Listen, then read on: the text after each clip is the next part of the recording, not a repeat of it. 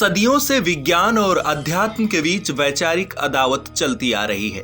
विज्ञान पर विश्वास रखने वालों का मत अलग है और अध्यात्म में आस्थावान लोगों का मत अलग। विज्ञान और अध्यात्म का परस्पर संबंध होने के बावजूद भी सदियों से ये एक नदी के दो छोर की तरह चलते आ रहे हैं। भारत सैकड़ों सालों से ऋषि मुनियों का देश रहा है। देश में समय समय पर कई ऐसे महान संत जन्मे जिनकी कहानियों और चमत्कारों के किस्से पूरी दुनिया में विख्यात हैं। उनके जीवन जीने की कला, प्रकृति के साथ अटूट जुड़ाव, ईश्वर के प्रति आस्था का जो परचम लहराया वो दुनिया में चमत्कार बन गया। कई ऐसे संत हुए जो विज्ञान के लिए आज भी किसी अबूझ पहेली की तरह हैं, जिनकी आध्यात्मिक ताकत और चमत्कारों के आगे दुनिया आज भी नतमस्तक है।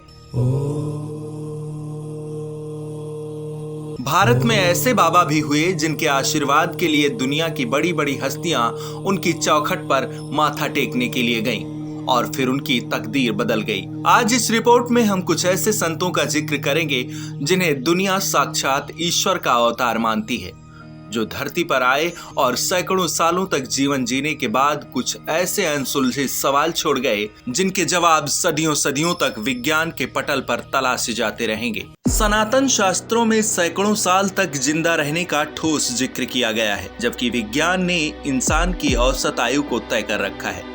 ऐसे में धरती पर कोई ऐसा योगी जन्म ले जिसकी आयु का आकलन और उसके जन्म से जुड़े साक्ष्यों को तलाशना मुश्किल हो जाए तो फिर इसे अलौकिक चमत्कार ही कहेंगे। इस रिपोर्ट में आज हम ऐसे सिद्ध योगी का जिक्र करने जा रहे हैं जिन्हें लोग भगवान मानते हैं। आज जब अध्यात्म और विज्ञान के बीच बहस छिड़ी है, विज्ञान भगवान के प्रमाण की तलाश कर रहा है, ऐसे में देवरहवा बाबा उन सवालों के सबसे बड़े जवाब हो सकते हैं जो चमत्कार को पाखंड और अंधविश्वास साबित करने में लगे हैं।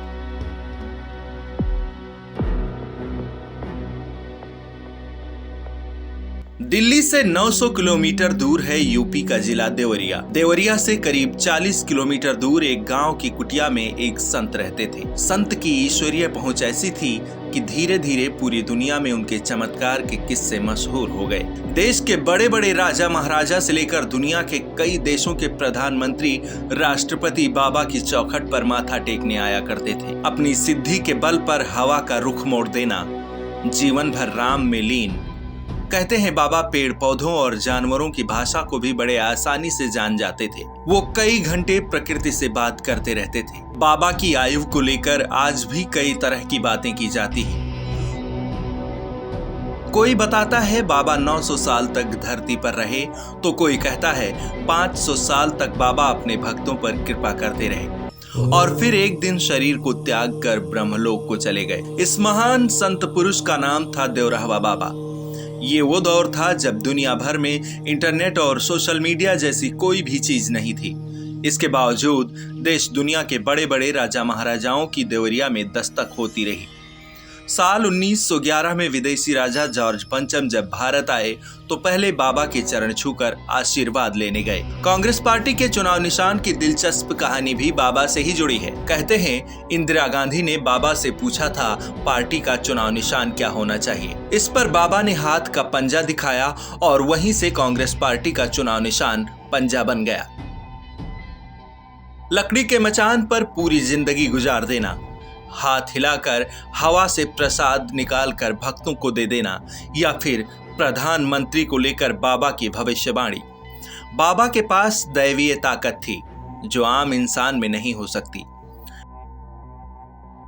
बाबा की उम्र को लेकर देश के पहले राष्ट्रपति राजेंद्र प्रसाद के अनुसार उन्होंने देवरहवा बाबा को बचपन में देखा था। कई लोग तो ऐसे हैं जो बताते हैं कि उनकी कई पीढ़ियों ने बाबा का दर्शन किया। कहा तो ये भी जाता है कि देवरहवा बाबा का निर्जीव वस्तुओं पर भी नियंत्रण था, यानी कि वो चाहते तो कैमरे काम करते, वो चाहते तो पिस्टल से गोली चलती, वो चाहते तो गाड़ी चलती। ऐसे योगी सिद्ध पुरुष हुए देवरहवा बाबा जिनके आगे विज्ञान की भगवान वाली तलाश खत्म हो जाएगी।